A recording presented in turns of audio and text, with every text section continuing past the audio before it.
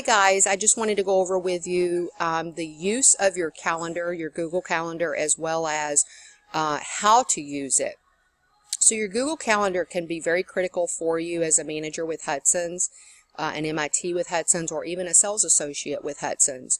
What the Google Calendar is set up for is to give you automatic reminders of what you need, whether it be a daily reminder, a weekly reminder, or even just a specific one-time reminder. Once you actually schedule the reminder on your calendar, it will actually send you an email the day of the event letting you know that you are supposed to be doing this at this specific time. So I have my calendar here in front of you. As you can see, I have my days off. I have the days I'm going to be at specific locations. Obviously, depending on your title or what your position is with Hudson's, you might use this for different uses. But just as a general manager, for example, let's say that I want to schedule that I want to do my aging report every Tuesday of the week or every Wednesday of the week. I would schedule that in here, and then on that day each week, it's going to send me a calendar reminder. We all get very busy with what we do, no matter what our position is with Hudson's, and things are easily missed or forgotten. So by having the calendar reminder, it prevents those things from being missed or ignored for too long a period of time. Another thing that I would recommend being on your Google Calendar is a price change report. That should be on here for a minimum of 2 to 3 times a week. An oversold report should be on here a minimum of 2 to 3 times per week. Then, of course, your reviews with your associates that are done monthly should be done at the beginning of the month between the 1st and the 5th. So let's just say, for example, on February 1st, I'm going to set a calendar invite for Jeff Howell in Sarasota. So obviously these calendar invites you would want to do based on the person's schedule, so that you make sure that it makes sense for that person. So I know that Jeff Howell comes in on Mondays from 9:30 to 5:30. But I might want to schedule him in 30 minutes ahead of time on a day shift so that we can complete his review before the store opens, so that we get that finalized and he doesn't miss any time on the floor. So if you noticed, I clicked on February 1st and the time of 9 o'clock. And then it's going to ask me, what do I want to do? So I'm going to put review Jeff Howell.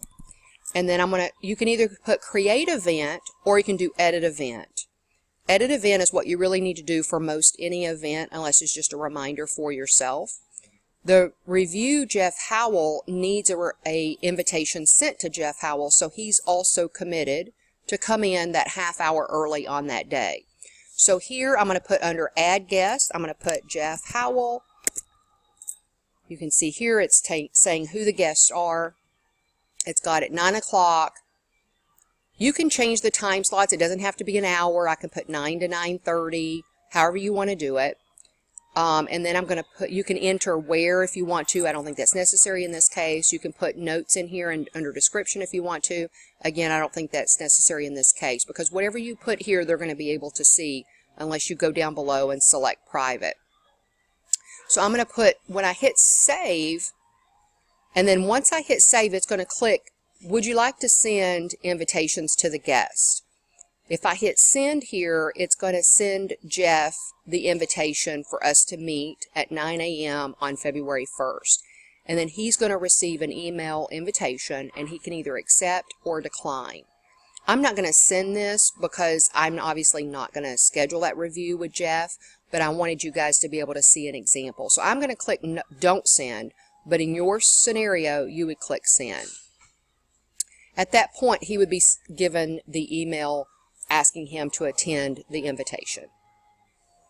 Another example would be if you want a reminder, like as you can see here, I have every few days to review Indeed and Career Builder. It could be, in your case, review Yelp reviews or something of that nature. Whatever you might need to schedule. Let's say I have an interview scheduled. I called someone on the phone and I spoke with them and did a phone interview, and now I want to schedule an interview with them on my calendar so I don't forget. You would go in, do the same thing. Let's say I have it scheduled for Wednesday the 3rd at 10:30.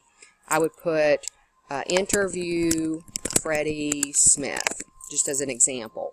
Now in this case, I would not need to edit the event because I'm not going to send him a reminder. I already spoke with him on the phone. He's outside of Hudson's. So I'm going to just create an event for myself so that I do not forget to do it, or that I have it scheduled. And as you can see here, I have it scheduled. Let's say Freddie calls the day before and says that he wants to cancel because he already took a job somewhere else, or maybe he had to leave town unexpectedly. I click on it and then I can hit delete. So basically your calendar is as simple as that, guys. Whether you're a sales associate who needs to schedule reviewing your OSRs, or working your AOR, or follow up with customers or a vendor, or maybe it's the weekend and I promised a customer I would call a specific vendor on Monday and then get back with them. Your calendar keeps you proficient, it keeps you organized, and your customers think that you're the best follow-up person in the world, or your sales associate feel that you're definitely on top of your game. Thanks so much, and I hope you enjoyed